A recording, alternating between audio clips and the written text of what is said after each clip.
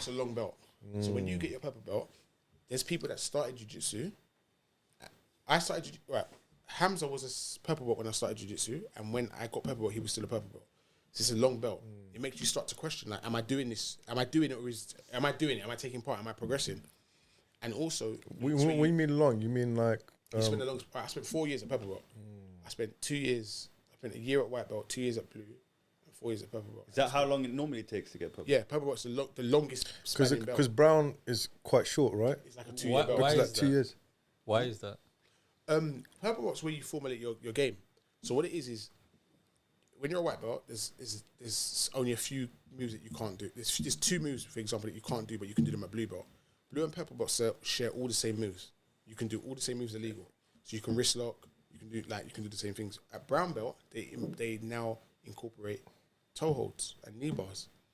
So brown belt is there for you to exercise, see if you can play your game with those new moves. But at purple belt, you start to formulate your strategy, how you play your game. You start to build your jiu-jitsu. Your jiu-jitsu becomes embodied. It becomes personalized. It stops being a set of moves. It becomes what you do. So at purple belt, you start to... What do you mean? So you learn how to armbar. You learn how to play close guard. You learn to play open guard. You learn all these things at white and blue belt. But are you going to play open guard? Oh, I see what you're saying. Are you going to play... How are you, like, how are your you own gonna language, apply? how do you adapt it to Right. what you like So doing? purple Okay. belt is where you start to grow your jiu-jitsu. Oh, I see. And that's why there's even... I went to Abu Dhabi before. Again... What, here or in Abu Dhabi? In Abu Dhabi, I went to the actual Abu Dhabi. Again, I was fortunate enough to go because this is what I'm trying to teach you about the levels and the quality, and people don't even rate. And I'm gonna say this and 100% keep this in, yeah. Jackie Appel, yeah, who is the female coach, yeah, for TSL Atapava Jiu-Jitsu in London, yeah, is unbelievable at Jiu-Jitsu. She won the Abu Dhabi trials to go to Abu Dhabi. Yeah, so they paid for the whole journey for it, and I went to go and coach her when she was there. So I had that whole experience when we got to Abu Dhabi was literally off the back of her winning. Right. She needed to win. So you were there, like, so when you say coach her, so I was her coach. I was a corner. Yeah, so it's me. Right, I got you.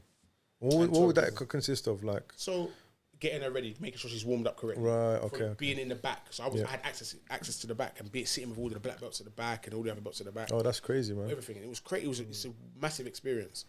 But going out to Abu Dhabi, again, kind of taught me about jiu-jitsu again on a higher level, because it's like you're sitting there with likes of, it's like going to sit and train with David Beckham. So you're going to play on the pitch and he's going to play straight after you.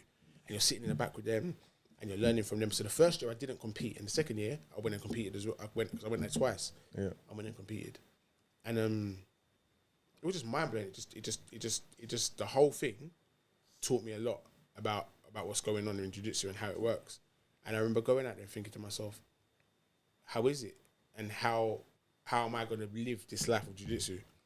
And when Jackie went out there and went and spoke to Gabby Garcia, and Gabby Garcia was the best, bar none, female competitor. She's on paper, she still is. She might be dropping off a little bit now, but she was by far, she used to smash people. And Gabby was a black belt, and she was outside watching the purple belts compete. And Jackie said to her, "Why are you here when you could be in the back?" Woman up, she goes, "No." She goes, "This is where my next threat comes from. The brown belts are my generation. I saw them. I've just beat them to a belt. The purple belts is a whole nother generation. They're a whole new breed. They're 4 years behind you. And they're 4 years behind you in hungry." Yeah? So it's a whole different breed when you get to purple belt. So that's where you kind of learn your jiu-jitsu. It's where you should be striking fear into the black belts as a purple belt. They should be thinking, "Oh, I don't want to roll with that purple belt. He's a bit mustard." You know what I mean? So that was a big learning process. Like, and I remember she said it to me, and I was like, "What?" I said, "No." So Gabby said, she was pondering it. She was like this, and it started to make sense to me. So at the time when we went out there, in my opinion, the best female black belt now is Tayan. Yeah, Tayan was a purple belt then. Who? Tayan Porfirio, I think her name is. Okay. Yeah? Gabby was talking about her. So imagine we're watching, and Gabby was watching her at a purple belt and being like, "Raw, this woman's sick." And we're thinking, but she's nowhere near you. She's a purple. You're a black belt. You've like 5-time world champion. Why are you watching her? Lo and behold, Alhama back. Look who's on smoke now. So I mean, so you kind of learn, man. Muhammad Ali was a purple belt when I went out there.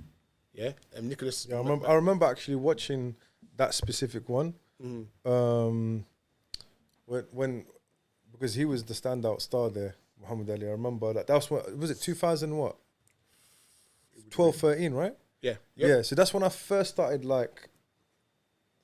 No, jiu-jitsu was starting to kind of like I started to kind of pay attention to it. Yeah. Before I wasn't even on the radar. Yeah. And then I remember watching the ADC and that the guy who used to make videos, bro. What's his name? Cooper. Yes. Yeah. Do you remember that first that was that ADCC? I think it was that one.